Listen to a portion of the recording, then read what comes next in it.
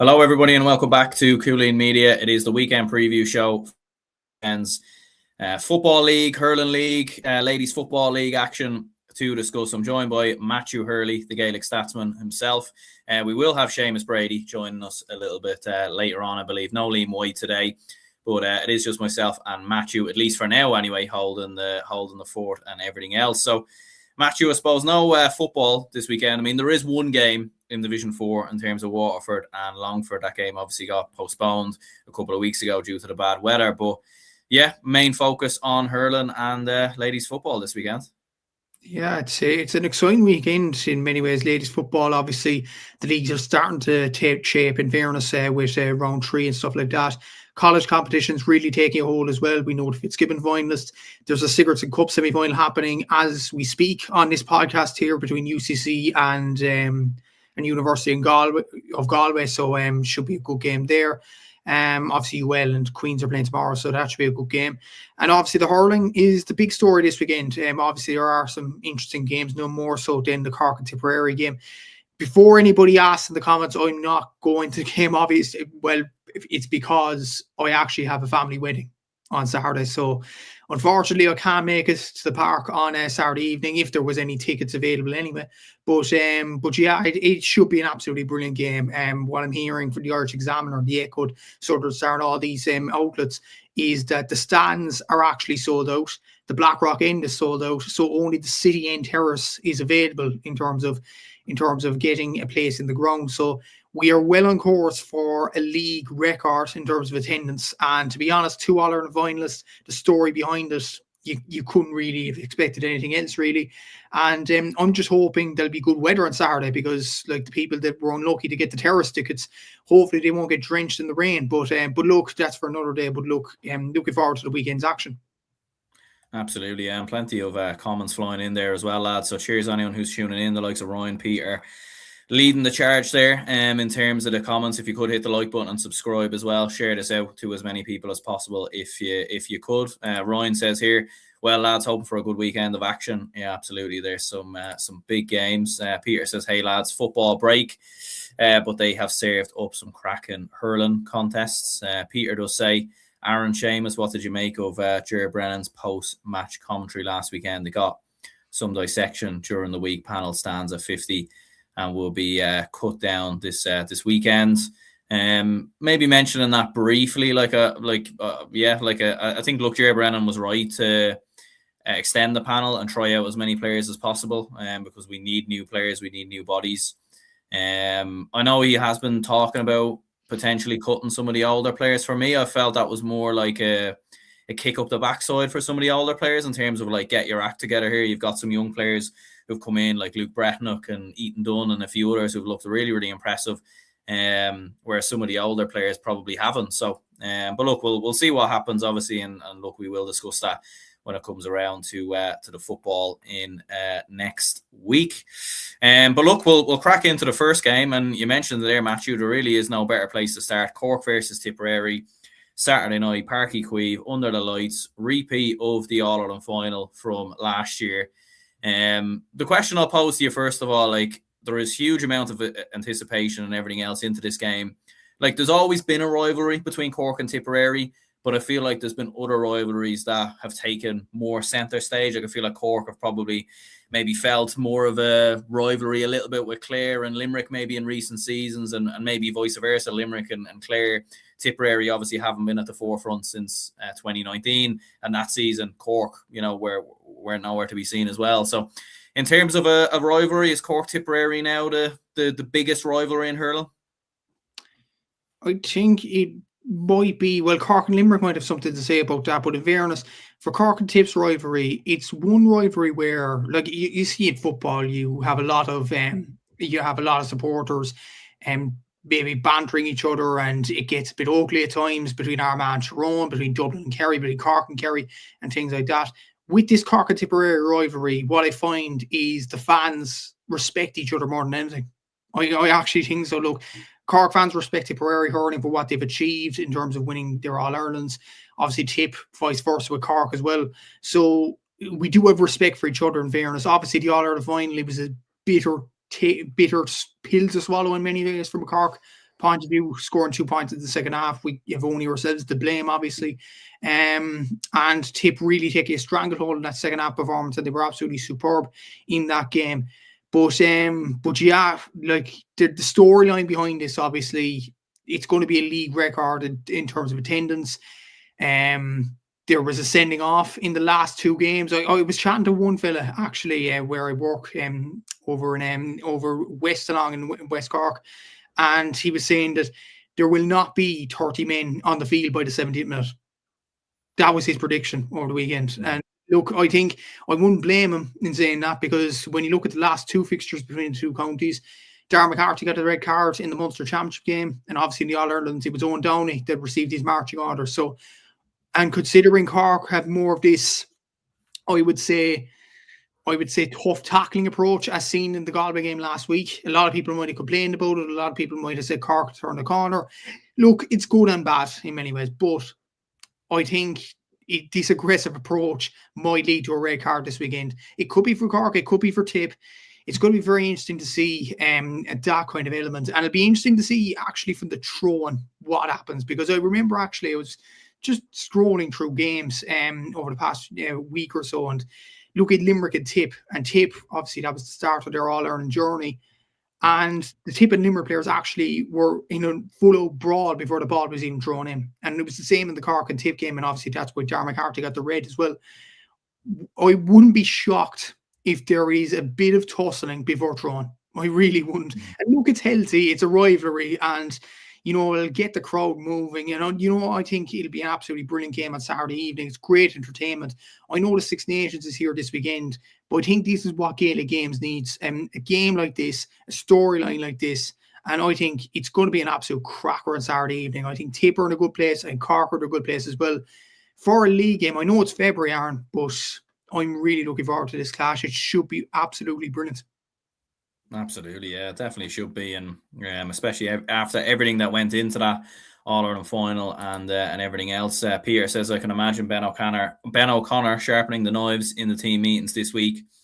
And Peter also says Cork in the full cauldron of the park should be a grain of rice for the Rebels. And Ryan also says home advantage could be key.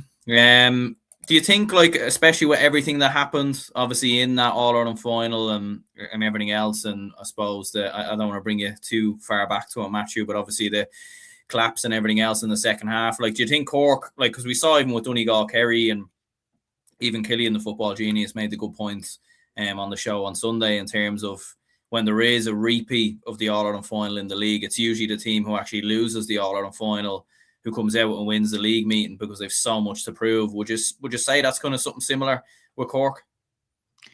And I suppose not just the football final in Donegal against Kerry. Obviously, we had Meath against Dublin, the bank holiday in the LGFA too. So there is that kind of vengeance for the All-Ireland losers, and especially the story behind Cork's kind of collapse in the final. And obviously, there was the rumours and stuff like that, which I hope has been put to bed now that those were rubbish. Just put them to bed, and that let that be the end of it. But how the collapse happened in the second half, because only scoring 2 points, the way we were so predictable in putting the ball up down the flank, Tipperary were just cleaning us up. Obviously with the sweeper system, Ronan Maher and Brian O'Mara were absolutely having a field day for Tipperary that day. So it hurts. It hurts from a Cork point of view. And Ben O'Connor I know Ben O'Connor wasn't the manager at the time, it was Pat Ryan, of course, but Ben will feel a sense of hurt as well, because what I've noticed about Ben, he is Cork hurling through and through. Like, I think he'd defend these players to the mill. I think he's a guy that will take no crap. I don't think he's a guy that will, bow down to any challenge. Like, he made an interview to the media a few weeks ago saying that doesn't matter if the game is on Astro, doesn't matter if it's a friendly, doesn't matter if it's a winter game after Christmas. Every game he wants to win. That's Ben O'Connor's mantra. That's his attitude. He wants to win every game. And I think, honestly, they would. I know Ben wouldn't have said this in the media, and I don't think he'd want to say it either, just to give stuff away or whatever. But I think he would have earmarked this game. He would have crossed it off in the calendar, and he would have said, this is the game we need to target because of what happened in July. And because of the way, like, a lot of talk was about Tipperary as well and how they recovered from maybe an off season the year previous, and the fact that Cork underperformed in the final. I think Cork have a lot to prove in this game. Do Tip have a lot to prove? I'm not sure. It'll be interesting to see the two lineups as well. Obviously, Cork might go strong. They have gone strong over the last couple of games. Tipperary played Jason Ford against Offaly. They played Darren McCarthy the first day. Of course, Darren McCarthy played in the Fitzgibbon during the week for UL. So will he be having another game? I'm not sure. Well, the thing is, the Fitzgibbon final is actually Friday week. So he might even play Darren McCarthy. Oisin O'Donoghue the same. So it's going to be very interesting to see the team lineups from a Tipperary point of view and a Cork point of view too. And as I said, just the aggression as well. Given what happened in July, I think Cork, there's a case to be said that Cork might be more up for it. But Tipperary will be up for it as well. They'd want to prove that they were worthy All-Ireland champions. I'm sure people realise that, but they'd want to prove that in Páirc Uí Chaoimh, going down to Cork, going down to the Cauldron, as the comments suggested there, and showing why they're All-Ireland champions. So it's going to be interesting on so many levels in terms of this as well. And obviously, there are some key elements. Obviously, who will take the frees for Cork? Cork have taken 11 frees in the first two games. Alan Connolly's taken 8 of them, but he's only scored 4. I think that's kind of a concern. Obviously, these early days, and I have to stress that. But without Hoggy in the team, you need a consistent free taker. And I thought, honestly, it would be Darragh Fitzgibbon this year. Alan Connolly's taken up the mantra. Fair play to him, but he needs to improve on his free taking if Cork are to go the full way and win the All-Ireland. The Tip have a settled free taker. Whether it's Jason Ford, whether it's Darragh McCarthy, they're settled. Like, they know who's taking the frees. From a Cork point of view, there's the unknown factor. And a bit of maybe a concern for Cork as well, the turnovers. Like against Waterford were very, very close. I think they were only 2 turnovers off, and Waterford got hammered in that game, obviously, the first day out. Galway had way more turnovers than Cork. I think they had 9 more turnovers in the second round of games, and I think that's quite a concerning thing from a Cork point of view. Obviously, from a Tipperary standpoint, against Galway performed. Well, we have to stress Galway performed very well in the first 2 games, and they provided big tests to Cork and Tipperary, so that has to be taken into account too. But Tipperary didn't have a test in the second game against Offaly, so how will they approach this game? It's going to be very, very interesting to see. So yeah, it's a lot of angles to this, a lot of storylines, and it should be a good watch. And yeah, I'd be very interested to see the Cork aggression, the Cork free taker, and above all else as well, the Cork turnover rate, because it wasn't great in the first 2 games. Will it improve for this game? We'll have to see. Yeah, it is interesting, like especially when you do get 2 teams who play each other so early on in the league stage. Like you can see, like even with Donegal Kerry, you did see a little bit of both teams kind of holding themselves back a little bit and not going full throttle, not want to give away too much as well, and not want to kind of show their hands. So there might be an element of that as well this coming Saturday. But in terms of a prediction, what are you thinking then? Are you going to back the Rebels? Well, I haven't backed the Rebels. I didn't back them last week, obviously, against Galway, because I thought Galway would win the game, and so it was very close. Like, Galway performed very well. I think just with the revenge on their minds, because I think they probably need to win this more, I'm going to say Cork to edge this one by about 2-3 points, but it'll be very, very tight to call. But I hope both sides put out their first teams, and we'll have to see if they can win this game, but I'm going to go for Cork.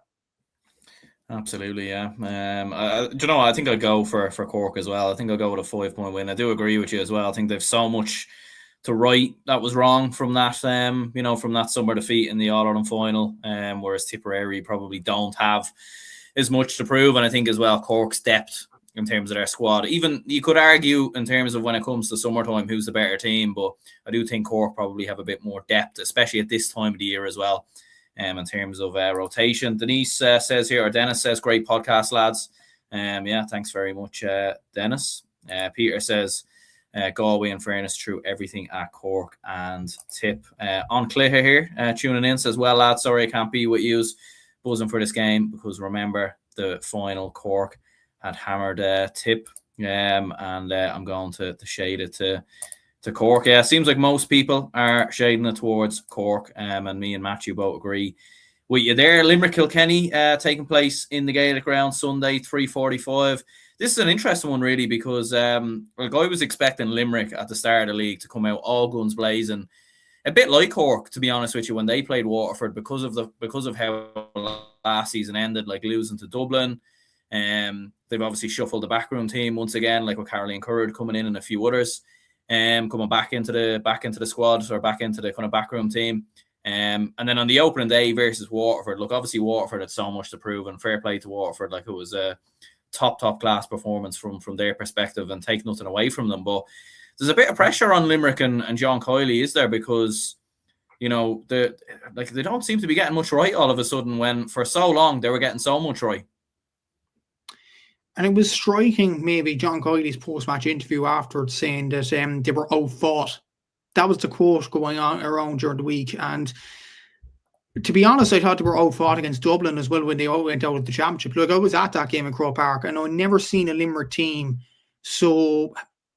Dublin deserved a win, no doubt about it, that day, but I've never seen a Limerick team so slow to the first ball. I've never seen a Limerick team that had a touch so off. I never seen a Limerick team that were just flat on their feet. And I just wonder, has time caught up with them?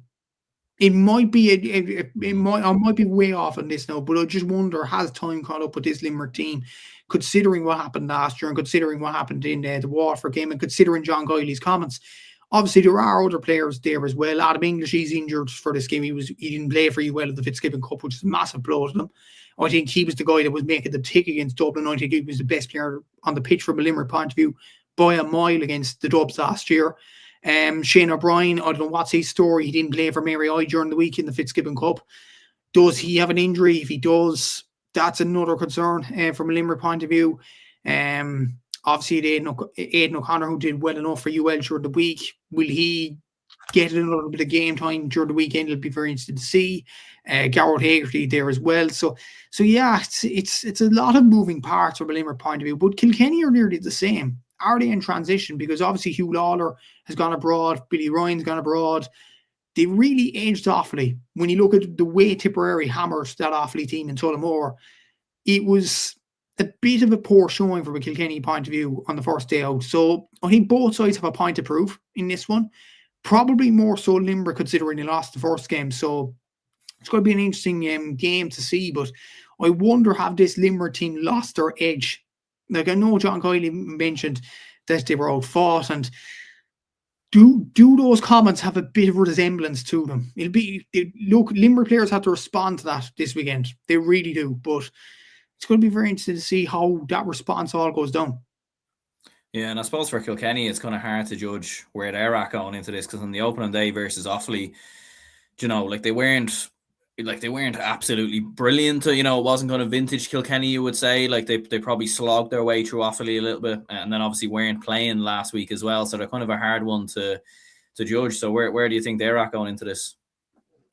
It is a very hard one to judge, and obviously they only slightly got through that Offaly game at home as well in Nolan Park, which was quite concerning. So yeah, it's very, very hard to know where they're at. Obviously, I'd imagine TJ is still going to take a break. It's going to be very hard to see what Kilkenny team will actually turn up in this game, and what players they will show at this juncture as well. Do they care much about the league? But the thing is, like, it's the same as Kerry maybe in the football to a certain extent, that Kilkenny are not going to get as big a test in Leinster as, say, Tipperary, Cork, Limerick are, and Munster and Clare are going to get in Munster. So it's just puzzling to see. I know Kilkenny have had players move abroad or whatever, but it's puzzling to see why they can't go at the league rather than like other Munster teams. So yeah, it's going to be interesting to see how Kilkenny approach this game. Judging by what they've done against Offaly in the first round, I don't think they're going to approach this with I suppose a vengeance. The Cork and Tipperary are going to go gung ho, I'd imagine, on Saturday. I don't think these two are quite at it just yet. So this again, Aaron, it could be the game to kickstart both sides' seasons. So yeah, it's going to be interesting enough to see. But yeah, it's hard enough to judge Kilkenny at this early stage, especially with the two players gone, and obviously TJ taking a break. Yeah, like in terms of a prediction, I'll go first on this one. I'm actually going to go for a draw here, to be honest with you, because I think there will be a response from Limerick. I think there has to be honest. I feel like there's almost maybe not the same level of pressure on them as there was with Waterford last week. But I think if they were to lose this, considering most people like that I've seen and listened to, and obviously on our own show as well, have backed Limerick to win this league, and to lose the opening 2 games, I think you'd have to say they can turn it around in terms of winning it. But and look, I don't think they'll get relegated or anything like that, but they're up against it all of a sudden. And at the same time, I do expect Kilkenny to give a good showing as well. So I'm going to go for a draw. But what are you thinking? I'm probably going to edge the Limerick, because I think the comments that John Cúilín made were damning, I suppose, to the Limerick players, and I think they'd want a response after those as well. I see the tweet earlier from Conor McKenna. I don't know if this accurate or not. It looks false, to be honest, but I don't know if it's true. If it is true, it's worrying from a Limerick point of view. They've won 4 out of their last 14 competitive games. Apparently, that's according to Conor McKenna. I'm not sure is that true. Maybe somebody in the comments might elaborate on that, but yeah, it's if that is the stat indeed, that's concerning from a Limerick point of view. I think they'd want to change that this weekend sooner rather than later, because if the negativity keeps on rolling, then what Limerick team will show up in the championship? So I think they need to get off the mark, and they need to get off the mark right now. And I think they will this weekend. I think Limerick will win this by about 4 points. Interesting stuff, yeah. Peter says here Limerick by 2, and Ryan disagrees. Kilkenny by 2. Peter says predicting a poor game. Yeah, like I've got a feeling it might be a bit of a slog as well, to be honest with you.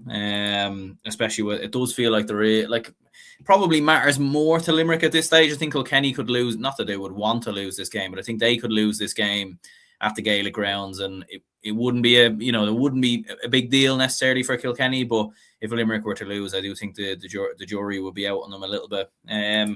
You've got Waterford versus Offaly then in Walsh Park on Sunday, 1:45. As we were mentioning there, like a massive win for Waterford last week versus Limerick, which very much started their season. For Offaly, not quite happened just yet. They were certainly beaten a lot more comprehensively against Tipperary than what happened when they played Kilkenny. So looking at this one, I mean, you'd probably be fancying Waterford to win this fairly comfortably after last week's showings from both teams. Yeah, I think Waterford will win this game. And look, Offaly, it's a shame on them. They've had a lot of players missing. Obviously, Adam Screeney would have played during the week for UL. I know we'll talk about the Fitzgibbon later, but he was absolutely superb for UL last night. Absolutely brilliant. And he has shown his potential, no doubt about it. Charlie Mitchell's a huge loss for Offaly. I know he's had problems behind the scenes and things like that. I do know that for a fact. And hopefully he does recover from that, because he is an absolutely fantastic player, Charlie, and hopefully he can recover from that. But look, Waterford, the Walsh Park, the form they're in at this present moment in time, the fact they beat Limerick last weekend, the fact that their big players are coming back slowly but surely as well. I think they're underrated in many ways, this Waterford side. So I'm going to edge it to Waterford. Well, not edge it. I think Waterford win this pretty comfortably. I'm going to go for Waterford by 8. Yeah, faithful podcast here says, even a lad, sorry couldn't make it on, be back on Sunday. Predictions for the weekend: Cork by 1, Limerick by 6, Waterford by 5, Kildare to beat Antrim, Clare to beat Down, and I'm actually going to predict Carlow to beat Wexford. Do you know, I actually agree with you as well. I actually fancy Carlow to win that game as well. And yeah, that is of course Liam White as well. So make sure to check out his podcast as well when people get a chance. And we will see him all on Sunday. Peter says bad day at the office last week for Offaly. They are struggling badly, says Peter here as well. Peter also says, I heard Charlie Mitchell might be in real bother. Best wishes to him. Yeah, I think everyone here at Cúilín Media sends our regards and wishes for Charlie Mitchell to make a speedy recovery in regards to that. Ryan says, can see nothing but a Waterford win. Waterford by 9, says Ryan, whereas Peter says Waterford by 10. Yeah, I think I agree as well. I think it will be a fairly comfortable win for Waterford, in all honesty there. We were mentioning Wexford versus Carlow, and we'll move on to Division 1B. Liam reckons Carlow might get over the line. I reckon Carlow might get over the line as well. But would you be agreeing with the shock, or do you think it will go to plan and Wexford will make it 3 wins from 3? It's a shame we don't have the team sheets right now, Aaron, because I would give you a prediction that I would be sure about if the Wexford team was released by now. But I don't know, has it been released? Have the main players come back in there? Obviously, the first 2 games against Antrim and against Down, they were very, very lucky to get over the line. And 2 sides, Antrim and Down, I think will struggle in Division 1B as well. So from Wexford point of view, they've won the both games, but very, very unconvincing. And I wouldn't be too positive about the Wexford performances in the first 2 games. But having said that, you look at Wexford's team. Lee Sheen wasn't there. Jack O'Connor wasn't there. Plenty of other players. Obviously, Rory O'Connor's taken the year out, so that's a huge miss for them. It was mostly youngsters. The likes of Simon Roach. Would Simon Roach be a youngster? Well, he'd be a player on the fringes anyway. He was taking the freeze. You've the likes of Jack Redmond and all these players. They're exciting players, but these players haven't played together much before this year. And you have to take that into account as well. You might say just without looking at those teams that was a disgraceful performance from Wexford point of view, but you have to go in deep and look at those facts as well. If they play, look, I'll do an ultimatum. If they play their big players, if they play their big players and play them out on the pitch for the first time this weekend, I think Wexford will win this game. But if they play the same team that they've done over the last 2 weeks, I'm going to say Carlow. Look, it's that kind of thing, but yeah, it's going to be a tight game either way. Carlow are a decent side themselves. Marty Kavanagh, obviously Chris Nolan, like they have some fantastic players, individual quality there as well, and they will give bloody Wexford's nose. There's no doubt about that. But I honestly think for a prediction, Aaron, it depends what team Wexford puts out. Genuinely, that's my onus on that game. Yeah, like I suppose it's one like it for me. Like there's 2 reasons. I think the first reason is as you said, with Wexford, they've looked very sluggish so far. Like don't get me wrong, they've won 2 games, so they'll absolutely take it. They obviously have been missing players.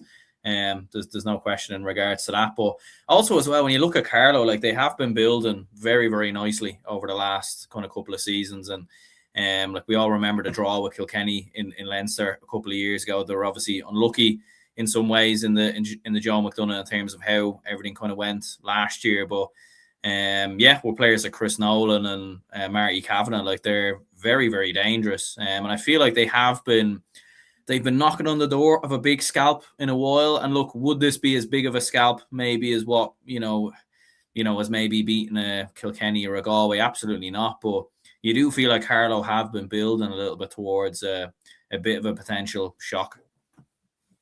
Yeah, maybe so. And they have been doing well over the last few years with the Joe McDonough Cup, and I thought they were very unlucky last year, obviously, losing to Kildare and drawing with a last-minute goal by James Duggan to Laois. That was a real kick in the teeth from Carlow's point of view. And as well as that, they were close enough to promotion last year as well. That there was one stage of the season where they were a win against Dublin, I'm sure, away from being in the top 2, I think it was. Obviously, they lost that game in part, but they were very competitive in that game, in fairness. So yeah, I think Carlow, there's a lot of positivity in fairness, and they have shown it over the last few seasons. But yeah, it honestly depends what team Wexford puts out. If they put out a weakened side, which they've done over the last 2 games, they'll lose this one. But if they put out a strengthened side, I think they'll have too much for Carlow ultimately in this game. And they need results to catch up with the likes of Clare and to catch up with the likes of Dublin. If they were to drop points against Carlow, I think that'll be their league season over already. So there might be a bit more of a want from Wexford point of view to get over the line. Yeah, Ryan says Wexford just about scrapping through the division. Peter says Wexford, the Jekyll and Hyde, and also on live support. Yeah, the poor Wexford are getting quite the slack in the comments here. Peter says gonna go for Carlow rising by 2, and Ryan also says here Carlow footballers and hurlers on the rise. Yeah, it's been a very, very good start for Carlow in both codes. To be fair, good time to be a Carlow supporter for sure. So I'm going with a Carlow win. Matthew is going, you're going with a Wexford win, kind of, until you see the team? Yeah, exactly. And we have Kildare versus Antrim then taking place at St. Conleth's Park in Newbridge at 2 p.m. I did see Kildare in the flesh up close versus the Dubs on Saturday night, and like it's like you never want to be too critical of a team. And look, Kildare have made tremendous progress in terms of getting up to getting up to Division 1B, playing in the Leinster Championship and everything else. Look, it's one game and it's a small sample size. It's the first time I've seen the Kildare hurlers up close. But it was one of the most comfortable wins I've probably ever seen from the Dublin hurlers, to be honest. It was so comfortable from start to finish. Never really felt like a contest as well. And to be honest, it felt like maybe Kildare were actually holding themselves in reserve for this game, to be honest with you. That was kind of my thinking in regards to it, because like it's a huge game. You do feel like for either one of these two, if they do want to avoid relegation, and some of us have backed both of these to potentially go down. But if Kildare do have any chance of surviving, and maybe even Antrim as well, you feel like a win here is crucial. Yeah, it's a crucial game for both sides, and what you were saying there about them probably saving themselves, Kildare, for this game, I think will play to their advantage. I think Kildare will win it. And I think, to be honest, I think Davy will have some qualm about the referee as well by the end of it. Look, I think Antrim are a side that have been struggling over the past year or so. I can't remember the last time they won a competitive game. I know people say they got close to Wexford. There was a nice few touches against Clare. The bottom line is they haven't won a game since, I think, the league last year, competitively. That's a worry. And that's not a good vein of form to go into when you need to win this sort of game to save your season. From a Kildare point of view, yes, the game against Dublin, but they are going into this with a lot of confidence after winning the Joe McDonagh Cup last year, after getting to the final of Division 2 last season. I think Brian Dowling's doing a superb job there as well. A concern for them, obviously, was the overline to Jack Sheridan in the last game. He got 9 points out of possible 11. That probably needs to be spread out a lot more. And I think it will be in this game. Their home comforts now in Newbridge. I think they'll be used to the pitch as well. I think Kildare will win this by 3. Yeah, I'm going to go with Antrim narrowly by 1. I think Antrim might just sneak it at the end or something of that nature. It might be one of these games where Kildare probably play the better, have the better chances. Maybe there's an unlucky referee decision along the way as well. Peter was saying, 2 points from play in 70 plus minutes. Yeah, definitely not a great show. But look, at the same time, it is important to mention the progress that Kildare have made it. In fairness, Peter does say Davy Qualter is a huge loss for us. More Davy Fitz shit talk, says Ryan. Yeah, potentially so. Antrim footballers and hurlers are in free for all. Yeah, they're kind of like the opposite, really, of Carlow there. But yeah, I'm going to go with Antrim narrowly, I think, to come through. But what I would say is I would love to see Kildare do I certainly will be supporting them this coming Sunday. Then you've got Clare versus Down. I feel like this feels like one of the most, like you could argue a shock in Wexford versus Carlow or anything like that. But yeah, I think we have to back Clare to win this, surely. Someone's having a problem with the stadium name for Clare. I see that Zimmer Boymet's not on the banner, but yeah. Look, I'm not taking the blame for that. But we've had enough of Zimmer Boymet, to be honest. But yeah, Clare should win this game. Look, Down did very well against Wexford last weekend to score 25 points. Pierce up McCrickard was brilliant. But let's be honest, Aaron, we could banter Clare all you like in being down in Division 1B, but the reality is they're far better than Down. Clare are All-Ireland contenders. I know a lot of people will say that's mad considering they only finished in the Munster Championship last year, but considering the players that have that they have at their disposal, the likes of the Shane O'Donnells, the Tony Kellys, the Shane Meehan, who has really done well in the league over the past few weeks, and more as well. Obviously, Jack O'Neill, I don't know, will he play any part? He did very well for UL during the week. Mark Rogers, they have exceptional players, and they have much better players than the calibre that Down have. Down or a lower level Joe McDonagh Cup team. They're trying to make strides of their own, but unfortunately, and away from home as well in Zimmer Boymet, it's a step too far. Unfortunately, I think Clare will win this. And I think they could win this, Aaron. It's just going to be a shame because we don't want to see this. But I think Clare could win this by close to 20 points or even over that. Yeah, it could be. I think if Clare are at full throttle and they're at absolute, maximum speed, not even maximum speed actually, if Clare are probably 80-90% of their usual, of their best levels, they could probably win this by 20 plus. So it just depends probably in regards to what version of Clare we do see this coming week. But to be fair to Down, to give them credit, they were very competitive versus Wexford, so they will at least take that kind of going into this one. But Division 2, we do have Kerry versus London first up here. Can we see, Kerry obviously have started the league quite well, to be fair. They got a good draw versus Westmeath. So you probably would fancy the Kingdom to come through this, or do you think maybe London can cause a surprise? I did say London to get promoted from Division 2, but to be fair, I have liked the look of Kerry in terms of their results so far, and the way they've recovered from an off-season last year, obviously going down to the Christie Ring. Kerry wouldn't have liked that at all, and they'd want to recover from that. I think the form book will tell us that Kerry will win this game, especially being at home, and the fact they have a win and a draw on the board, especially the way they battered Derry in the first round, and then the second round against Westmeath. Quite unlucky not to win that game. Westmeath had a few points at the end to salvage a draw on that one. So I think the performances will tell you all you need to know. I think Kerry will win this. And I think they'll win it by about 5. Yeah, I think so as well. Yeah, we've got Derry versus Mayo. Look, it's been good progress for Mayo. I think they draw with London, I think, last week. But you'd probably fancy Derry there. But what are you thinking? Yeah, I would probably go for Derry to win this one, especially if the slot lead boys are available. I think Derry will win this one, and I think they're at different level to Mayo. Obviously, Derry or Christie Ring, Mayo or Nicky Rackard. I think this class will tell us in the game, and I think Derry will get over the line.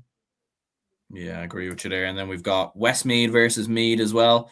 It's been an unusual start really for Westmeath, and it has been mad kind of watching their kind of fall from hurling. I think it's been mentioned numerous times before, and I think even Sean mentioned on Sunday, but when they beat Wexford many years ago, you all expected Westmeath to kick on, and it's just completely gone the opposite way around. But Meath, to be fair, have probably declined a little bit in recent seasons as well, so you probably would still fancy Westmeath to win this. But what are you thinking?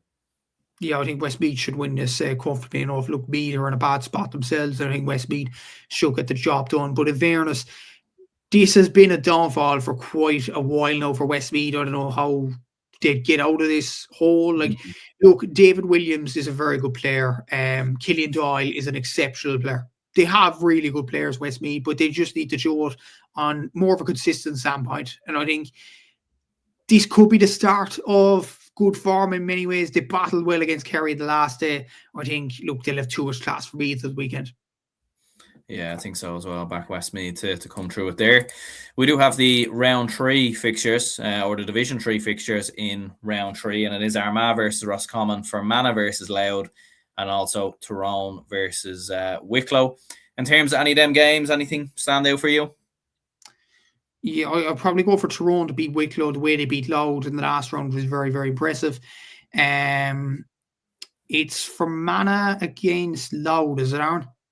It is, yeah. Fermanagh Louth. Yeah, I'll go for Fermanagh to win that one. Look, they have classy players and all that. And Armagh Roscommon, I'm going to go for Roscommon. They won the Nicky Rackard last year.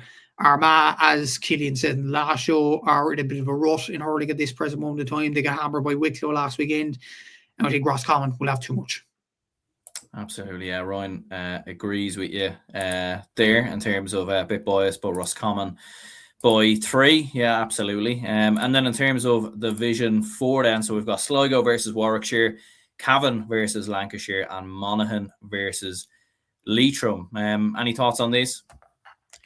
Yeah, I think Sligo and Cavan should win comfortably enough. The game between Leitrim and Monaghan is going to be very interesting. They're 2 evenly matched sides. I'm going to go for Leitrim to edge it. Yeah, I think so as well. So that wraps up the hurling coverage then, in terms of the inter-county hurling. But we did want to touch on the Sigerson Cup that took place over the last, or the Fitzgibbon Cup, I should say, which took place over the last couple of days. He obviously had a big win for Mary Limerick versus DCU, 31 points to 216. And then you had UL, who got the better of University of Galway as well. And I think everybody's seen some of the clips that went around of Adam Screeney and some of his absolute wonder points that he was scoring. But yeah, your thoughts on both of those two games, and who would you be backing now going into the final? I did watch the UL game against University of Galway, and they have a lot of individual quality. The one thing from a UL point of view that I think they'll be disappointed in was maybe their shooting, and maybe, I suppose as well, it's hard to say this because obviously they're college students and you have to take that into account as well. But I thought UL were a bit complacent last night, to be honest with you. University of Galway, I think, deserved to win that game. They were a point down after Adam Screeney scores a 17 point for UL, and you were thinking UL are going to drive on here. University of Galway were coming out with the ball, and to be honest, they should have got a free out, but it was given as a free in to UL, and it got pushed in even more, and that pushed the margin out to 2 points. University of Galway needed a goal at the end of the game. They almost got it, but you'd imagine if University of Galway were going up for a point instead, the game could have gone to extra time easily. So I think UL were very, very lucky last night. They do have some fantastic players. The likes of Screeney were absolutely superb. I think Darby Carty from Freeze was good. Jack O'Neill from Clare, really impressed with him. He got 3 points from play. Aidan O'Connor with 2 points as well. Oisin O'Donoghue and Jack Lee, he also got on the score sheet from a UL point of view. Colin Coughlin was playing as well. He's the captain of the team. They have star quality all over the pitch, UL. But University of Galway, Sam O'Farrell of Tipperary really performed well. Darren Neary did as well. Liam Hoare, the goalkeeper from Offaly, I was very impressed with him. His long-range pucking and things like that, I thought he was superb. In fairness, Cullen Killeen around the middle of the park, and Gavin Lee as well. Very impressed with some of the University of Galway players. But ultimately, it is a Limerick derby in the final. Mary I Limerick getting over the line, obviously, after extra time. But worth noting from a Mary I point of view, Adam Hogan of Clare and Shane O'Brien of Limerick weren't starting for Mary I last night for one reason or another. I'm not exactly sure what was the situations there. But to win the game and to score 31 points without the services of those two lads deserves a lot of credit. Shane Walsh, not the Shane Walsh of Galway, the Shane Walsh, who's Tommy Walsh and Grace Walsh's brother, actually, from Kilkenny. He got 13 points in this one for Mary I Limerick. Keane Scully got 6 points. Adam Daly got 4 points. So stand-up performers from the Mary I point of view there. And I'd give Mary I a lot in terms of a chance in the final on Friday week. The finals at 7:35 on Friday the 13th in Croke Park, which should be brilliant for both colleges. And I hope that a lot of buses will go up from Limerick to go to Croke Park, and it'll be just a brilliant day out. And what Seamus was talking about in the last few weeks or so about college competitions and having a college GA week, I think we're getting close to that now with 2 Croke Park games in finals in Sigerson and Fitzgibbon. I think it's absolutely brilliant. They deserve a lot of credit to higher education for getting that organised. But the last 2 finals between Mary I and UL, actually, a weird stat, I actually looked it up last night. Mary I have won both. So they have that advantage. I think they have probably more of an onus on UL to win the finals. I think UL, the thing is, UL have a lot of quality, but they need to prove it on a consistent standpoint that they need to prove it by performing as a team. That's the thing from a UL point of view. Whereas Mary I think, are a close-knit bunch. They're a brilliant group as well. And as well as that, they're a small enough college, Mary I. They are. They're very tight-knit. The players would know each other in terms of like the accommodation would be very, very close around that area of near Duradoyle and Limerick. It'd be very, very close. Whereas UL is a huge college. Absolutely huge. And the players would be kind of spread out wherever they would be. I think that will play an advantage to Mary I going to the final. I think UL, with the quality that they have, surely they win the final. But then again, considering their team chemistry, I wouldn't be shocked if Mary I pull it off. Yeah, absolutely. Especially after such a convincing win versus DCU as well. Like, it was fairly dominant. In fairness, Peter was saying here, don't forget, lads, Grace Walsh's Lake Regale profile is on tonight. As well, so good timing in regards to mentioning that.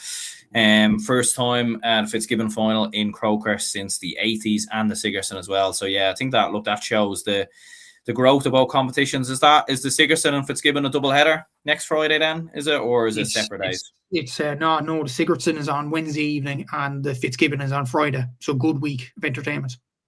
Interesting, yeah. That's That's good, to be fair. And Peter was also saying, is Podge Collins the Mary I manager? It's Jamie Wall. That's the main manager. And Podge Collins is kind of the coach there as well. There we go. Yeah, we'll definitely be keeping an eye in regards to both of those finals. And there is obviously some Sigerson Cup action on at the moment as well. So we won't go into that in too much detail without any results being done and dusted. But in terms of the Harty Cup, we did have Nina CBS, who beat St. Flannan's College Ennis in the 2026 final a couple of days ago as well. So massive result there for Nina CBS, and you've obviously put some scores and everything else up on your own Instagram as well, so make sure to check that out. But yeah, any thoughts or what were your opinions in regards to that?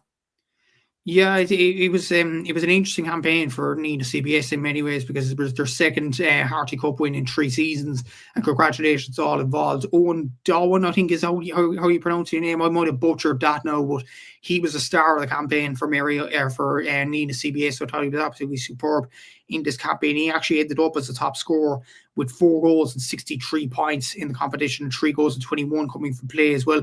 And just for context as well, the Nina CBS top scorer in their last Harty Cup win in 2024 was none other than Dar McCarthy, the Tipperary brilliant performer in the All-Ireland final last year. And 2 years later, it's this guy, Owen Dowan. So possibly a star for the future. We'll have to see it over the next few weeks or so. Like, he is a very, very talented player in many ways, and you had some brilliant scores in that final as well, the likes of Austin Duff, Joe Dwyer, Patrick Hassett. So really well won from a Nina CBS point of view. From St. Flannan's, Harry Doherty was very good. Darbat Labara proved to be a very good player, scoring for play as well. So look, they have a lot of potential, and they probably will do well with Clare underage teams in the next few years.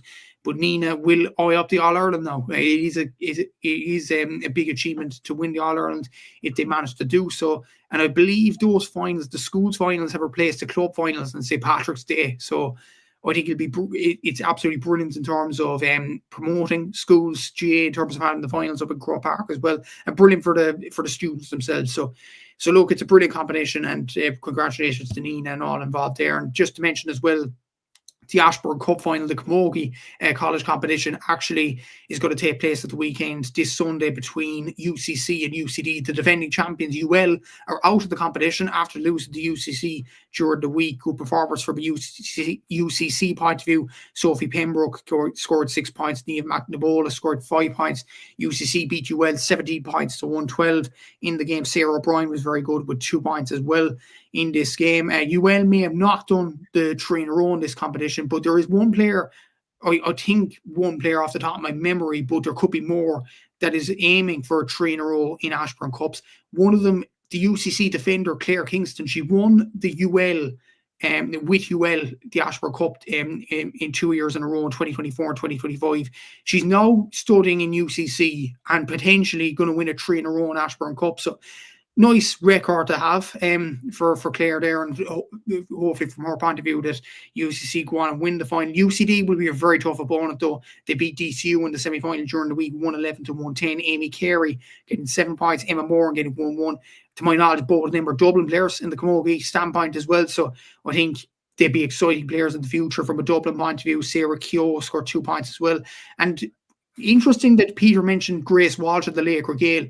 I don't know what's the situation here, but she was playing for UCD in the semi-final over the week, and she will be playing on Sunday as well. I thought, like, she retired from Kilkenny, so I don't know what course exactly she's doing in UCD, but quite interesting. But she was playing the defensive line, so very interesting to see that as well. But it will be an interesting final. UCD last won the Ashbourne Cup, I think, in 2008, if my notes are correct. I think they did anyway. And UCC last won it in 2003 and looking for their 33rd triumph. So yeah, it's going to be a very interesting final to see. I think UCC might have the edge in this final, but there's going to be new champions, Aaron. It's going to be an exciting final. That final is on Sunday at 4 p.m. in DCU, as far as I know. So a very good game, I'm sure, to watch on Sunday. Yeah, absolutely. It is a great time of the year. There's so much happening between the the college competitions, you have the inter-county as well. Like there is so much happening, and it's brilliant to be covering it, to be fair. We'll move on then to the Ladies Football League, and we will discuss first of all Waterford versus Dublin, first of all, taking place on Saturday, 2:45. It's been an unusual start for Dublin, beaten quite comfortably versus Meath, beaten quite comfortably versus Kerry as well. Did watch the game on Monday as well, and it was a very flat performance by Dublin, it must be said. Look, we are missing players, and we are waiting on some players to come back. Like that does obviously have to be mentioned and factor in. But look, the story has to belong to Waterford as well, because after beating Kerry, like they'll absolutely be fancying their chances. And geez, that'd be some going in the space of a week if Waterford can take out both Kerry and Dublin. Like what a weekend that could be for Waterford football. Not only that, Aaron, in round one, they absolutely hammered Armagh as well. This Waterford team is coming. I think I predicted them to finish third on the Cúilín Media predictions video. To be fair to Liam, he did predict Waterford to be in the league final.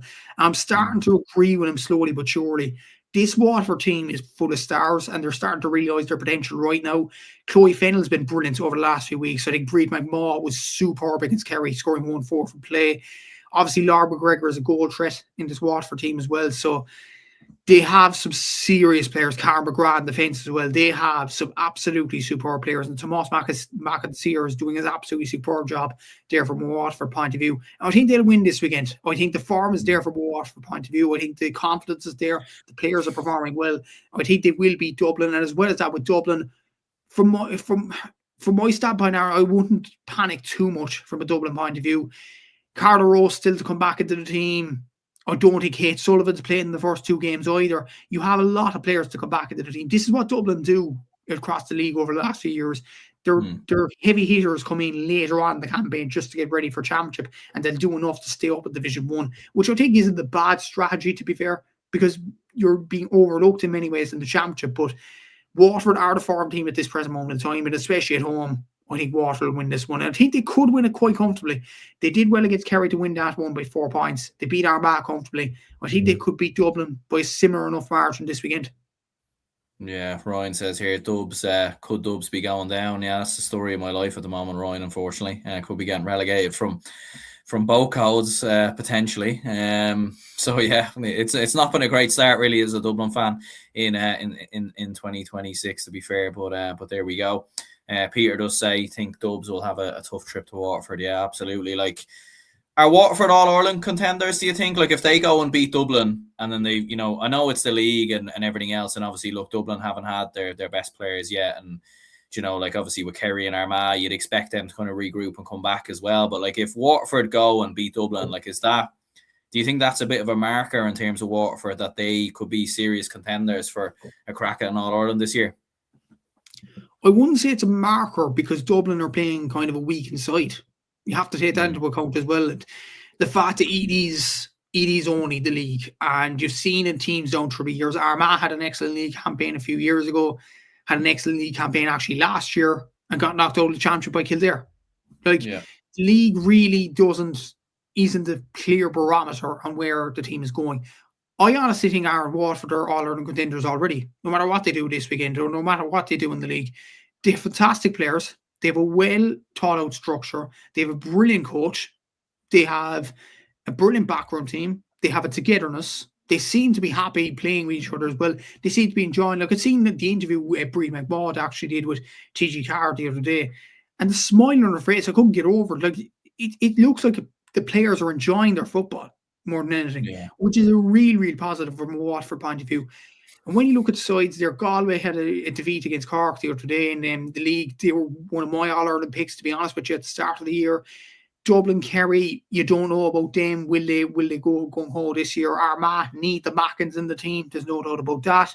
Cork were a bit off it just yet.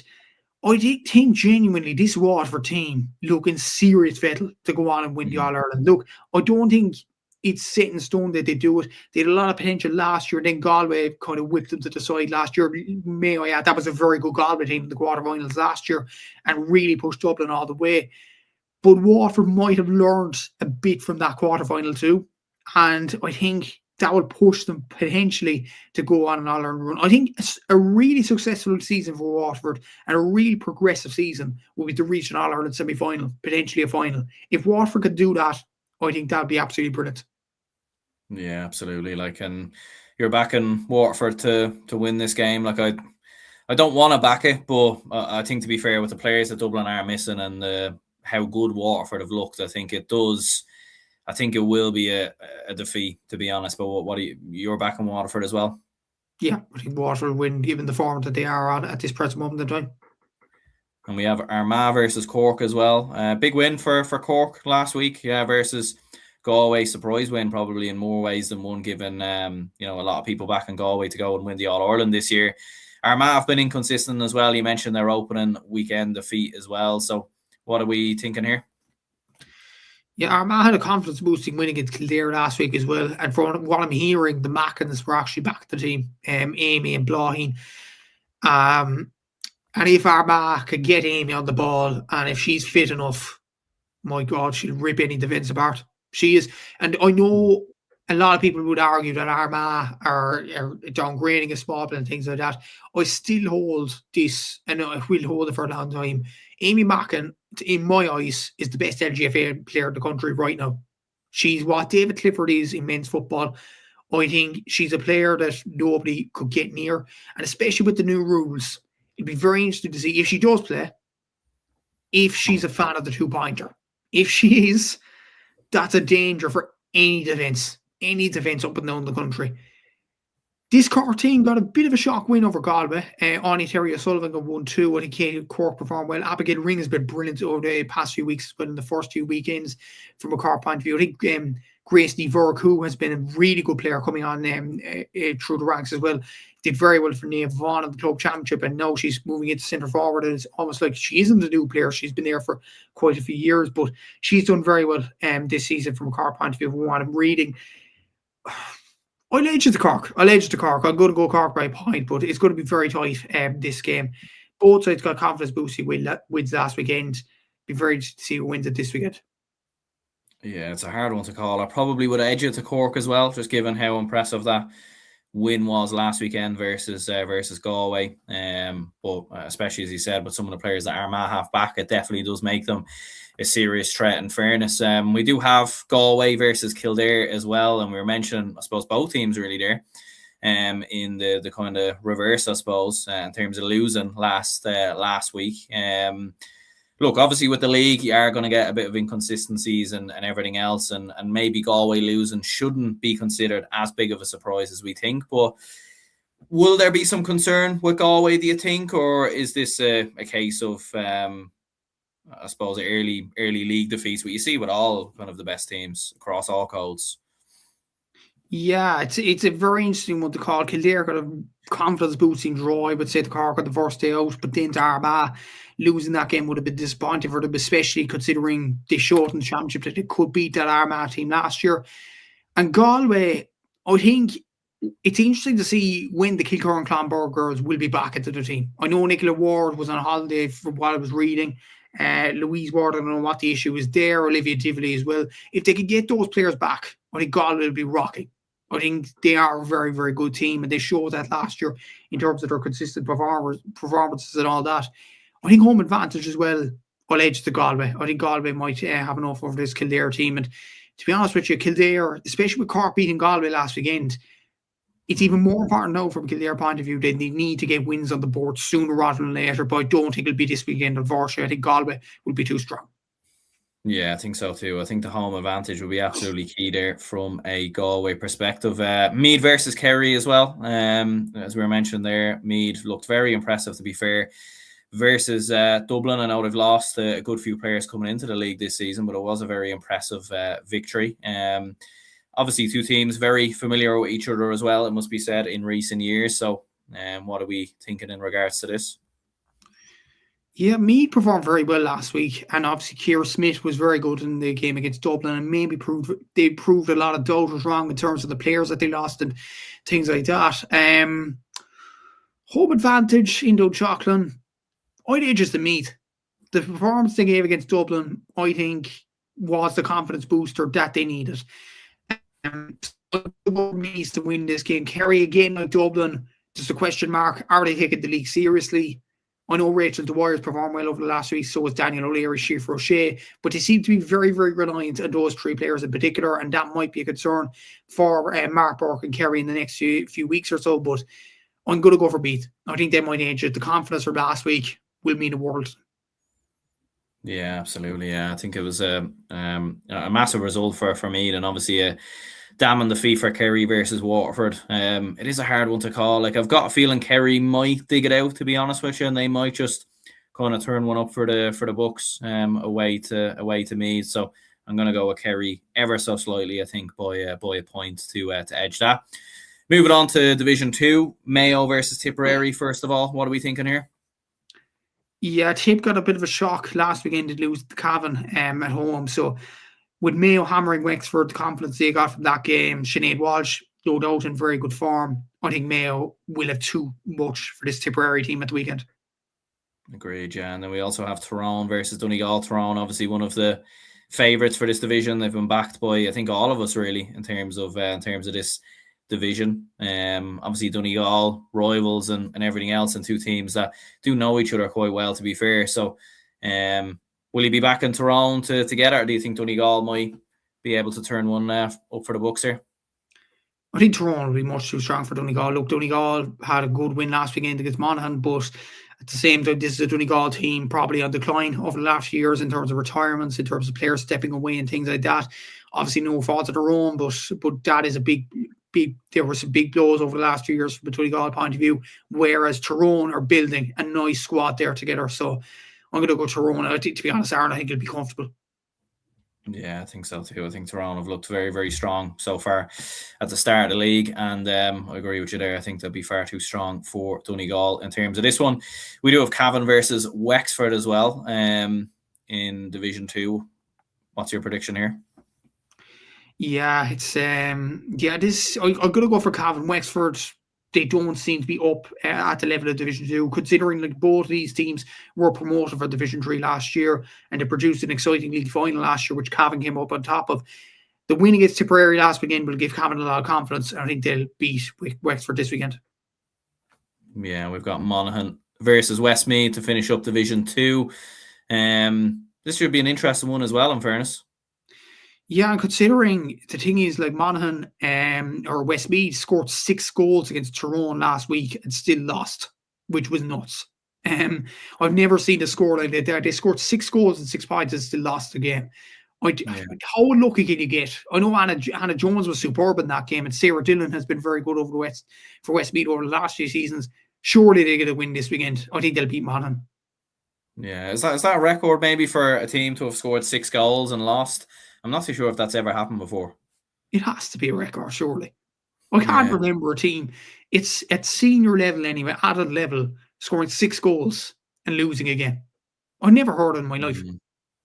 I know there was a game, I think, with the down 20s, I think, with Martin Poland involved, because I remember when I interviewed him, I think they scored something like 5 goals and 4 points or something like that in a game and lost, I think. But yeah, it does feel like certainly a bit of a record there. In fairness, Ryan says Westmeath by 5. Westmeath are a goal machine. Absolutely, they are. Scored 4 goals in the semis last year and still lost. Yeah, I mean, if they could put a few points over the bar, they might be a serious team. In fairness, but look, moving on to Division 3 games, and we'll move a little bit quicker with these ones. But we do have Clare versus Down first of all, and then we also have Limerick versus Laois. So, in terms of both of those 2 games, what are we thinking? I'd say Down will beat Clare, and I'm going to go for Laois to beat Limerick. Laois are en route for promotion, in my opinion. Yeah, we do also then have Louth versus Fermanagh and Roscommon taking on Antrim as well. 2 big games here. What are we thinking? I think Fermanagh will beat Louth. Louth have had a good start, but Fermanagh have some very good players, the likes of Brenda Bannon, who have been playing over the last few weeks, and I think they'll be enough for Fermanagh, the individual quality, and I'm going to say Roscommon will beat Antrim.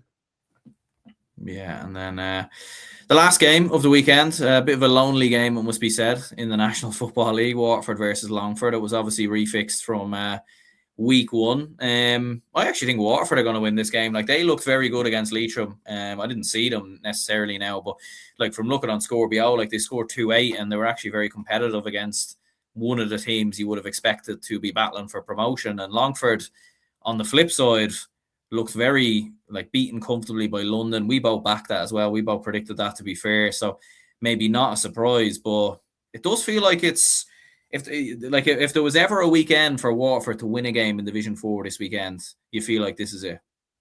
Yeah, I agree. I'm going to go for Waterford to win this one. I know they've had batterings over the last few years, not over the last few weeks. It's been a long time from a Waterford point of view. But Longford football seems to be at a sticky stage at this present moment in time. Losing to London was a massive blow to them at home. The worst thing about it was we actually predicted London to win the game against Longford. It was almost like we don't have any faith in this Longford team anymore. And it's just, I remember Longford teams that were very, very competitive, and this team is just not competitive anymore. And it's just very unfortunate to see Waterford having home advantage. I think that will push them over the line. Waterford to win this by about 4 points. Yeah, I agree with you there. And I think Ryan agrees as well. It says Waterford would have surprised Waterford by 4. No more prime Barcelona in Longford. Yeah, I think those days are long gone now. I think for the Longford Army and the Ultras and everything else. But yeah, look, that pretty much wraps it up, I think, in regards to all the weekend's action. Cheers, Matthew, very much for well, not for joining me. I nearly fell into old habits there, but for coming on the for coming on the show and everything else. And we will be back obviously on Sunday with Liam and Seamus, hopefully to join us as well. We'll be reviewing the hurling action, the ladies football action as well. So do stay tuned for that. Hit the like button, subscribe if you could, and we'll speak to you all again soon. Follow your instinct, baby.